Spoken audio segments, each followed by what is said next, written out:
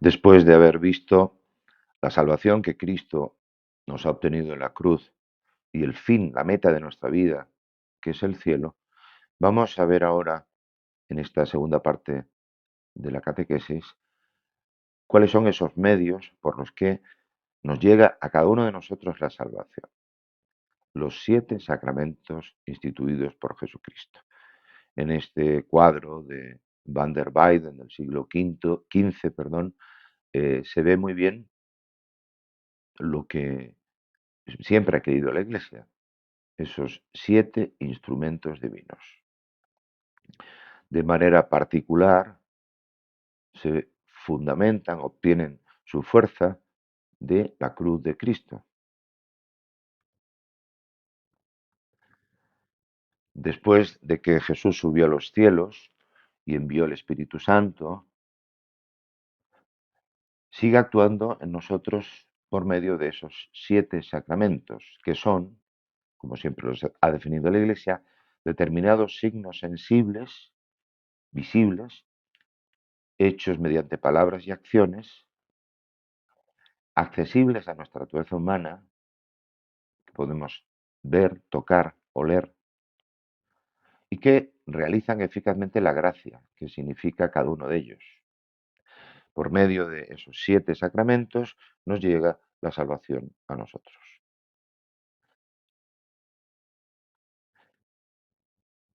El primero de todos es el bautismo. Según esta enumeración tradicional de la Iglesia, después viene, lógicamente, la confirmación, que es recibir el Espíritu Santo. Para el perdón de nuestros pecados está el sacramento de la penitencia o confesión. El sacramento más importante de todos, en el que está presente no solo la gracia de Dios, sino el mismo Jesucristo, es la Eucaristía. Para poder celebrar la Eucaristía y administrar los demás sacramentos, Jesucristo instituyó otro sacramento también que se llama el orden, precisamente en la última cena y junto con la Eucaristía. Después, el matrimonio, que santifica la unión entre un hombre y una mujer para siempre.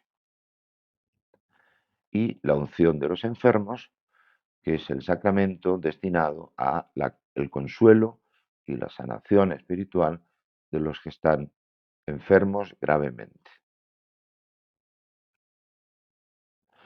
Estos 7 sacramentos se pueden clasificar en 3 grupos. Los sacramentos de iniciación, bautismo, confirmación y Eucaristía, mediante los cuales nos incorporamos completamente a la Iglesia, a Cristo, y que conviene recibir todos. Los sacramentos de curación, que también conviene que todos recibamos, porque necesitamos curarnos de nuestros pecados. Mediante la penitencia se perdonan todos los pecados. Y cuando un cristiano está en la situación última de su vida, recibe mediante la unción de los enfermos el consuelo y la gracia de Cristo. Hay otros 2 sacramentos que están puestos al servicio de la Iglesia.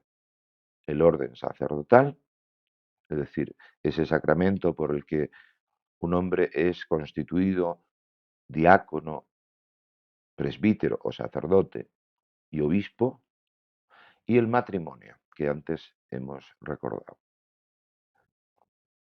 Los sacramentos se dirigen a dar culto a Dios, en primer lugar, pero también nos santifican y edifican el cuerpo de Cristo en este mundo, que es la Iglesia. Los instituyó Jesucristo y, por tanto, no hay nadie en la tierra que pueda cambiarlos en su sustancia. Los sacramentos actúan tal como Jesucristo los previó, por el mismo hecho que se realiza. Es decir, en virtud de Cristo, cuando se lava en el bautismo a una persona, se le limpia del pecado original y se los tiene de todos los pecados que tenga.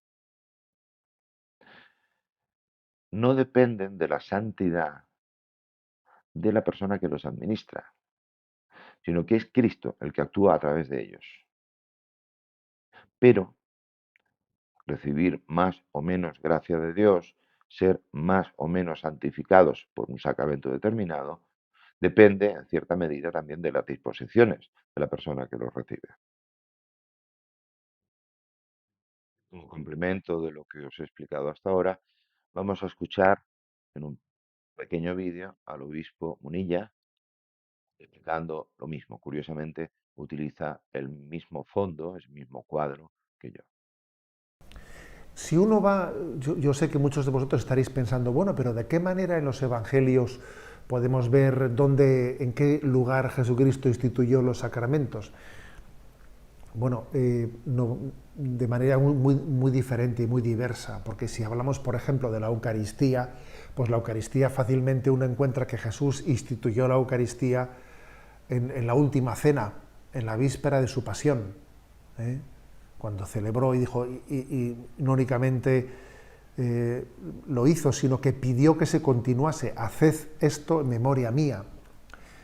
Y, por ejemplo, el sacramento de la Eucaristía está, digamos, como en los textos evangélicos muy identificado, su institución.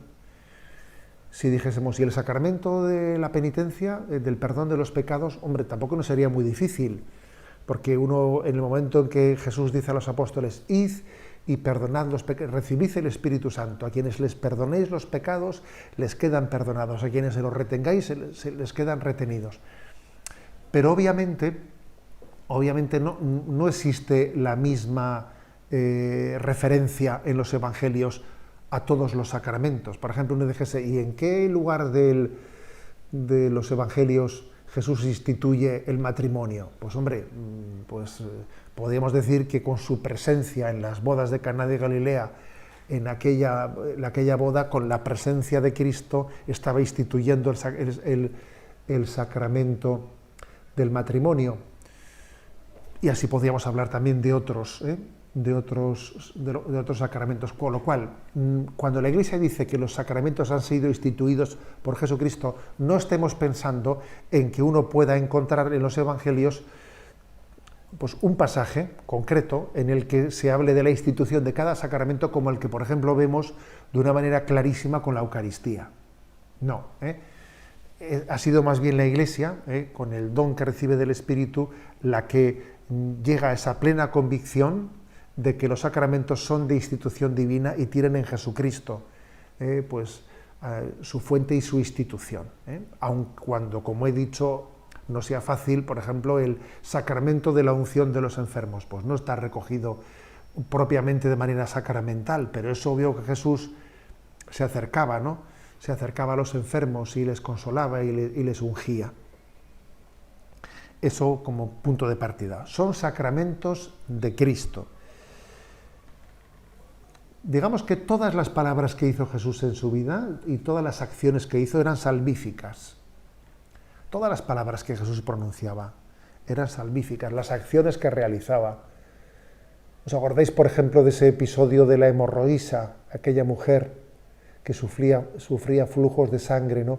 Y que cuando tocó el manto de Cristo, del manto de Cristo, vino a ella, ¿no? Pues esa fuente de gracia. Todas las palabras de Jesús y sus acciones eran salvíficas, ¿no? Palabras de vida.